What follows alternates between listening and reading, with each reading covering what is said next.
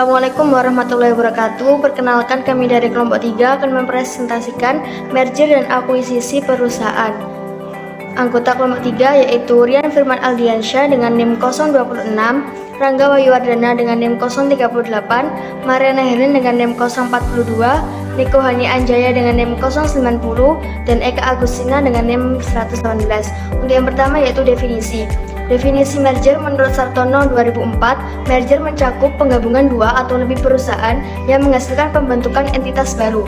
Arti lain merger yaitu kesepakatan dua atau lebih perusahaan untuk bergabung yang berpuncak pada kelangsungan hidup satu entitas sebagai badan hukum, sementara yang lain mengalami penghentian kegiatan atau pembubaran. Hal ini menurut Moin 2003. Untuk arti dari akuisisi sendiri yaitu dalam bidang terminologi bisnis, akuisisi digambarkan sebagai asumsi kepemilikan atau kontrol atas saham atau aset perusahaan oleh entitas lain. Menurut Moin 2003, mendefinisikan akuisisi sebagai asumsi kepemilikan atau kontrol atas saham atau aset perusahaan oleh entitas lain, di mana perusahaan yang mengakuisisi atau yang diakuisisi tetap sebagai badan hukum yang berbeda. Perspektif lain tentang akuisisi seperti yang digambarkan oleh HIT 2002 berkisar pada strategi perusahaan untuk mendapatkan kendali atas entitas lain dengan maksud memanfaatkan kompetensi inti dari entitas yang diakuisisi, mengintegrasikannya ke dalam portofolio bisnis pengakuisisi. Selanjutnya yaitu contoh perusahaan yang melakukan merger dan akuisisi. Yang pertama yaitu PT XL Axiata akuisisi dengan PT Linknet. Yang kedua yaitu Indosat Ooredoo bermerger dengan Hutchison3. Yang ketiga yaitu Tiket.com bermerger dengan Blibli.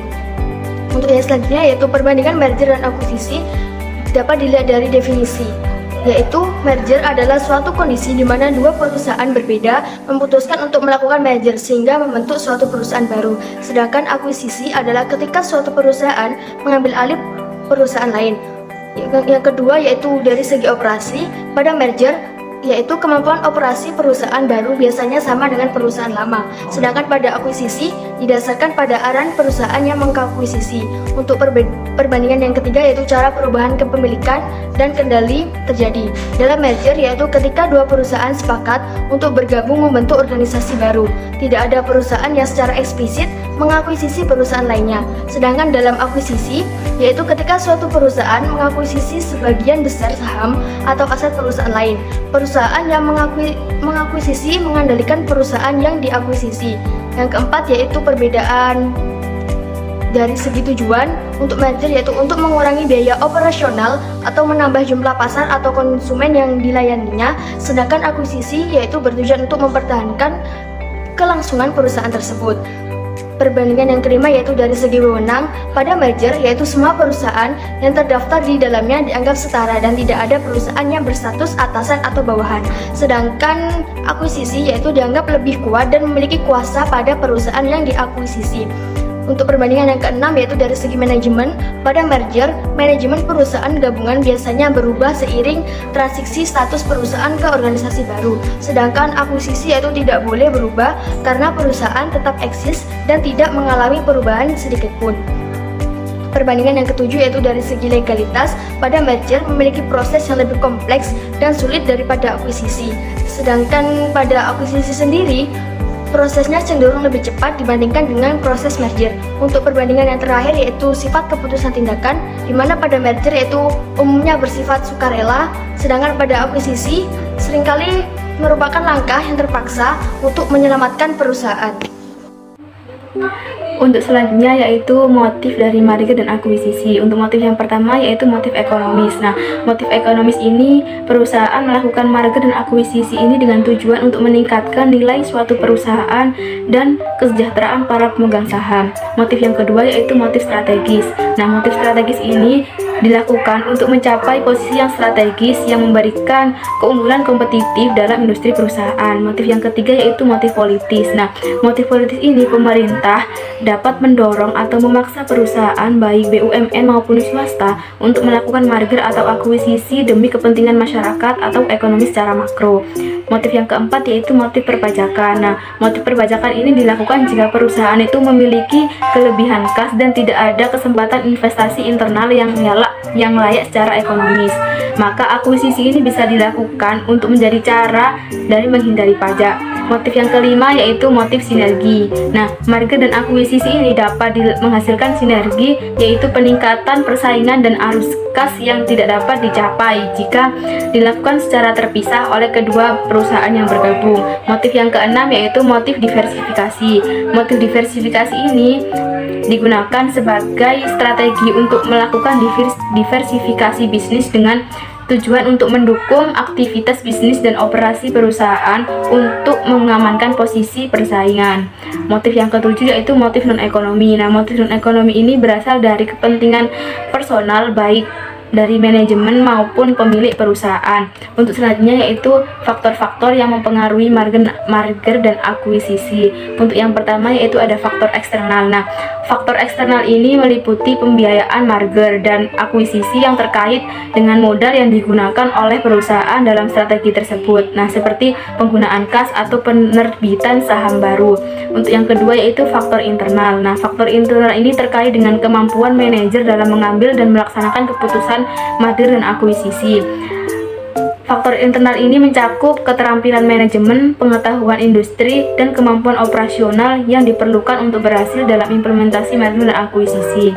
Untuk contoh merger dan akuisisi dapat menyukseskan perusahaan yaitu ada akuisisi WhatsApp oleh Facebook. Nah, sekarang itu menjadi Meta pada tahun 2014. Nah, dengan mengakuisisi WhatsApp, Facebook itu memperkuat posisinya di pasar aplikasi pesan instan global. Nah, menambahkan lebih dari 450 juta pengguna aktif WhatsApp ke dalam ekosistemnya. Nah, ini tuh membantu Facebook mempertahankan dan meningkatkan pangsa pasar di sektor komunikasi digital.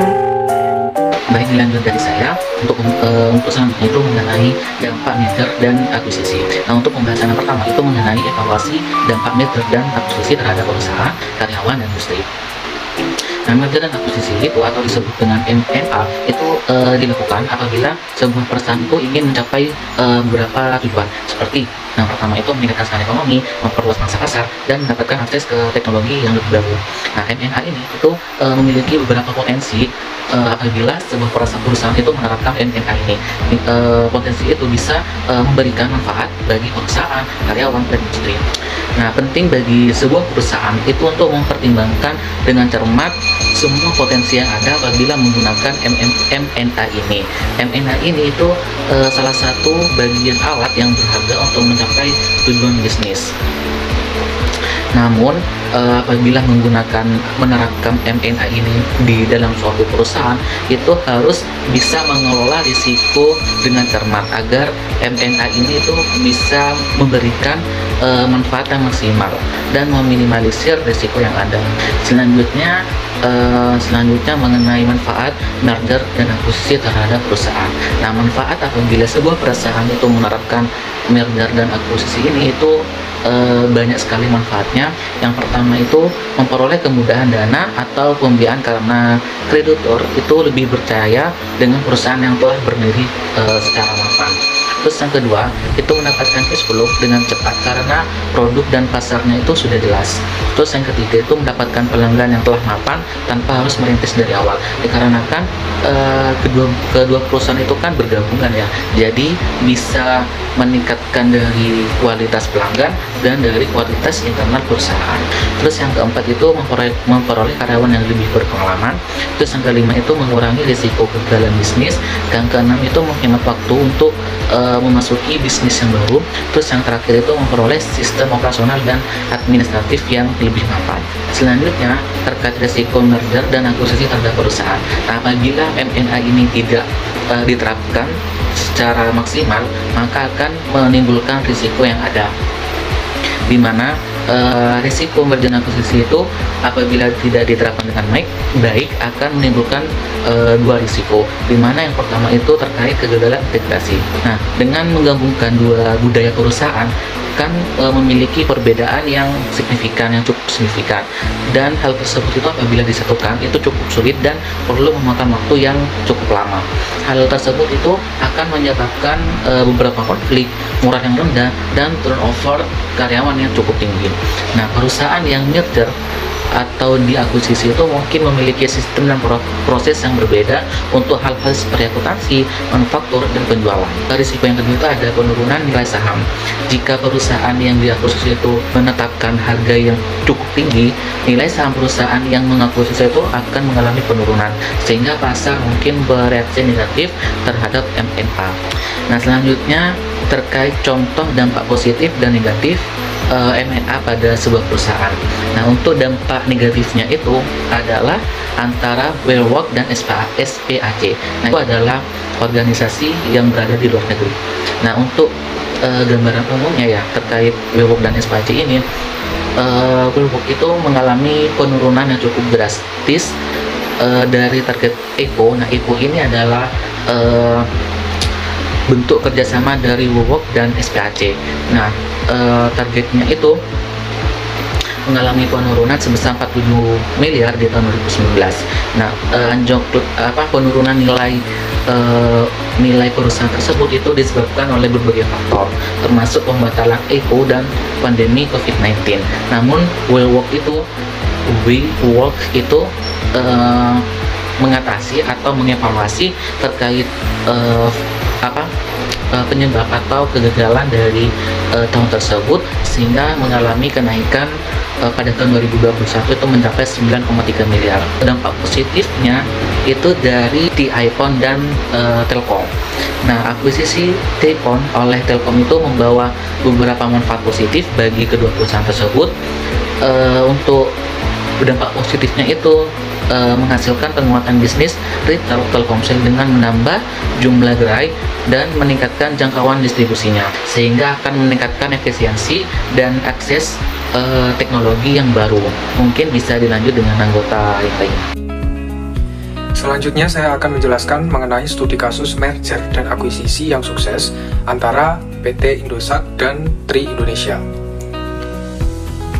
Latar belakangnya, merger antara PT Indosat Tbk atau Indosat Ooredoo dan PT Hutchison Tri Indonesia atau Tri Indonesia menjadi salah satu merger dan akuisisi terbesar dan paling signifikan di industri telekomunikasi Indonesia.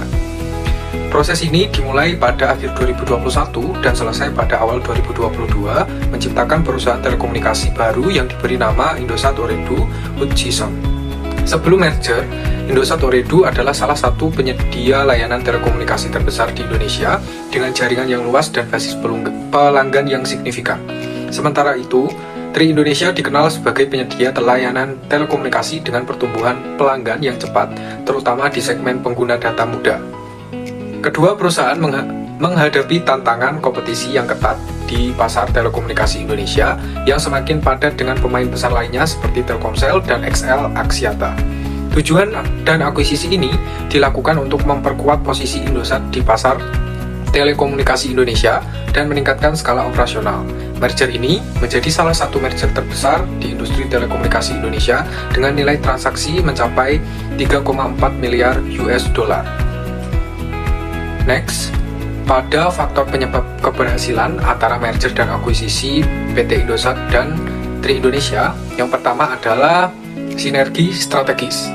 Nah, sinergi yang baik antara kedua perusahaan, terutama dalam hal infrastruktur, jaringan, dan juga layanan pelanggan, membuatnya menjadi merger dan akuisisi yang sukses. Yang kedua, perencanaan yang matang. Nah, kedua perusahaan ini merumuskan strategi integrasi yang jelas sejak awal sebelum proses merger dan akuisisi berlangsung.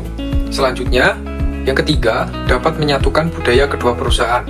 Indosat dan Tri Indonesia memiliki kesamaan dalam hal budaya organisasi seperti nilai-nilai inti, gaya manajemen, dan filosofi bisnis. Yang keempat, peningkatan skala dan efisiensi. Merger ini menggabungkan spektrum frekuensi, infrastruktur jaringan, dan basis pelanggan kedua perusahaan sehingga meningkatkan skala ekonomi dan efisiensi operasional. Yang kelima, jaringan yang lebih luas dan kuat. Penggabungan jaringan Indosat dan Tri Indonesia menghasilkan jaringan yang lebih luas dan kuat, menjangkau lebih banyak wilayah di Indonesia dan meningkatkan kualitas layanan bagi pelanggan sehingga menciptakan pelanggan yang baru juga. Yang keenam, produk dan layanan inovatif. Merger memungkinkan IOH untuk menghadirkan produk dan layanan yang lebih inovatif, menggabungkan kekuatan dan keahlian kedua perusahaan. Yang terakhir, yang ketujuh, yaitu peningkatan daya saing. Merger ini memperkuat posisi Indosat Ooredoo Hutchison di industri telekomunikasi Indonesia yang menjadikannya operator telekomunikasi terbesar kedua di negara ini. Selanjutnya, apa pelajaran yang dapat dipetik dari studi kasus merger dan akuisisi PT Indosat Ooredoo dan Tri Indonesia? Merger Indosat dan Tri Indonesia merupakan contoh studi kasus yang baik dan sukses tentang merger dan akuisisi yang sukses di Indonesia. Keberhasilan merger ini dikarenakan beberapa faktor, seperti perencanaan dan persiapannya yang matang, kemudian yang kedua komitmen dan sinergi manajemen. Manajemen kedua perusahaan menunjukkan komitmen yang lebih kuat untuk merger dan bekerja sama dengan baik untuk mencapai sinergi. Kemudian yang ketiga adalah komunikasi yang efektif. Perusahaan melakukan komunikasi yang efektif kepada karyawan, pelanggan, dan pemangku kepentingan lainnya sehingga meminimalisir resistensi dan kekhawatiran dari sumber daya manusianya. Apa yang dapat disimpulkan dari studi kasus antara PT Indosat Ooredoo dan Tri Indonesia? Kesimpulannya bahwa merger Indosat dan Tri Indonesia membuktikan bahwa merger dan akuisisi dapat menjadi strategi yang efektif untuk meningkatkan daya saing serta mencapai kesuksesan di industri telekomunikasi Indonesia. Studi kasus ini memberikan pelajaran berharga bagi perusahaan lain yang ingin melakukan merger atau akuisisi, yaitu pentingnya perencanaan yang matang, komitmen manajemen, sinergi, dan komunikasi yang efektif menjadi faktor penting dalam keberhasilan dari proses merger dan akuisisi perusahaan. Selanjutnya adalah saya sini akan menganalisis terkait studi kasus dari proses merger dan akuisisi yang mengalami kegagalan dari perusahaan-perusahaan yang tergabung di negara di Indonesia. Studi kasus yang dimaksud adalah masalah atau permasalahan yang dialami oleh Bank Senturi. Bank Senturi sendiri terbentuk pada bulan Juli tahun 2008, di mana hasil dari merger atau hasil dari akuisisi dari Bank CIC, Bank Dampae, dan Bank Iko, yang dimana pada tahun tersebut terjadi krisis keuangan global pada tahun 2008 yang menyebabkan Indonesia dihantam akan krisis finansial. Oleh karena itu, salah satu korban utamanya adalah Bank Senturi yang merupakan salah satu bank penting di Indonesia, di mana bank tersebut mengalami krisis likuiditas aktif yang dimana tingkat capacity adequacy ratio-nya adalah anjlok hingga 2,3%. Ini berada turun sangat jauh dari total rata-rata yang standar dari Bank Indonesia, yaitu 8%. Oleh karenanya, negara Indonesia atau pemerintah Indonesia mendapatkan dua opsi untuk menyelamatkan dari bank senturi tersebut, yang dimana opsi pertama melakukan buyout senilai 6,4 triliun atau membiarkan bank tersebut mengalami kebangkrutan. Hasilnya yang dimana apabila mengalami kebangkrutan tentunya akan berdampak pada memicunya krisis sistematik perbankan. Selanjutnya juga membahayakan stabilitas dari ekonomi nasional dan berdampak luas pada masyarakat karena menurunnya efisiensi operasional. Terdapat beberapa penyebab yang menyebabkan dari kegagalan dari merger atau akuisisi dari Bank Senturi. Yang pertama, kondisi keuangan yang lemah, yang dimana dari ketiga bank tersebut memiliki kondisi keuangan yang rapuh, itu sebelum dari merger atau akuisisi berlangsung. Hal ini makin diperparah dengan praktik manajemen resiko yang buruk dari ketiga bank tersebut, seperti yang dimana pada kasus pemberian kredit bermasalah senilai 17 triliun di Bank CIC. Kemudian ada juga di Bank Dampae, selaku yang melakukan merger, juga memiliki rasio kredit bermasalah yang tingginya mencapai 20,5% pada tahun 2007. Faktor yang kedua adalah proses merger yang bermasalah. Proses merger tersebut dilaksanakan dengan terburu-buru dan tanpa due diligence yang jelas dan memadai. BI menduga proses merger tersebut tidak menerapkan aturan dan persyaratan merger yang ketat, sehingga kondisi keuangan Bank Senturi yang sebenarnya tidak terungkap atau dengan kata lain ditutup-tutupi. Hal ini terbukti dengan adanya temuan BPK bahwa BI telah mengubah peraturannya yang dimana agar Bank Senturi bisa mendapatkan kelayakan sehingga mendapatkan fasilitas pendanaan dengan jangka pendek.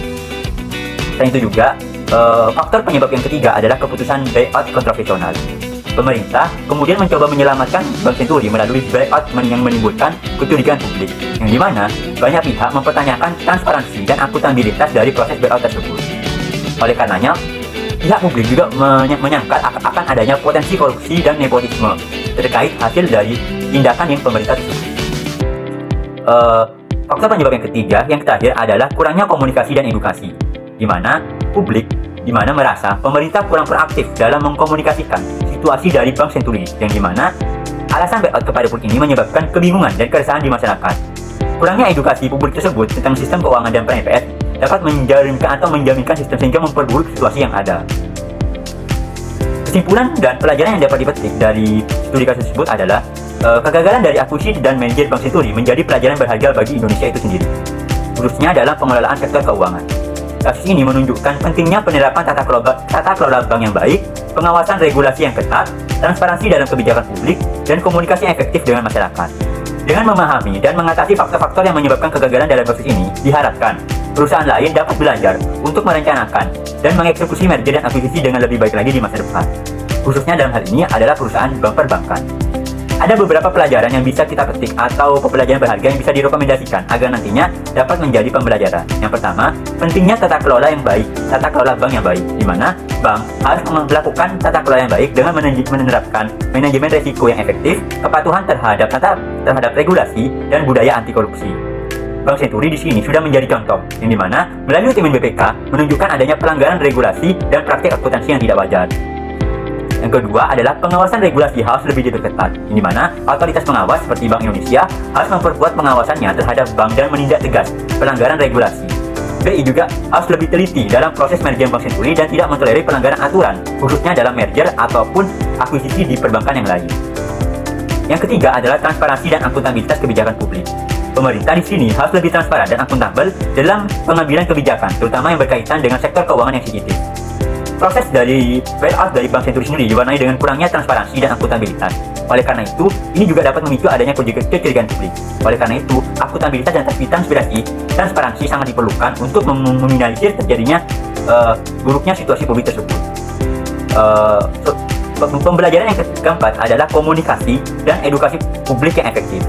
Pemerintah perlu proaktif dalam mengkomunikasikan informasi yang jelas dan akurat kepada publik, terutama dalam situasi kritis. Edukasi publik tentang sistem keuangan dan peran LPS dapat menjamin simpanan juga untuk mencegah kepanikan dan kesalahpahaman dari masyarakat itu sendiri. Yang terakhir adalah penguatan lembaga penjamin simpanan atau LPS. LPS di sini perlu diperkuat dengan pendanaan yang memadai dan mekanisme penyelamatan bank yang lebih transparan dan akuntabel. LPS harus mengindependensi dan akuntabilitasnya lebih kuat dalam menjalankan tugasnya itu sendiri. Nah, untuk selanjutnya yaitu kesimpulan, merger dan akuisisi adalah kegiatan bisnis strategis yang dilakukan oleh perusahaan dengan tujuan yang beragam, seperti meningkatkan nilai perusahaan, mengubah tujuan, dan mencapai posisi kompetitif. Proses merger melibatkan penggabungan dua atau lebih perusahaan untuk membentuk entitas baru, sementara akuisisi melibatkan satu entitas yang memperoleh kepemilikan atau kendali atas saham atau aset perusahaan lain. Faktor-faktor yang mempengaruhi pelaksanaan merger dan akuisisi mencakup faktor eksternal dan faktor internal.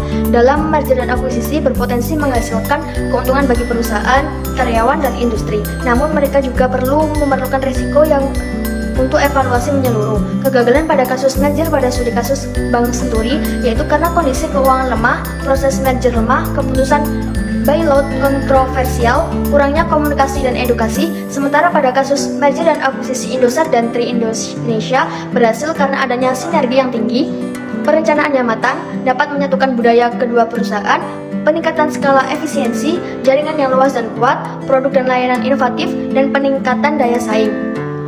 Sekian yang dapat kelompok kami presentasikan, kurang lebihnya mohon maaf. Wassalamualaikum warahmatullahi wabarakatuh.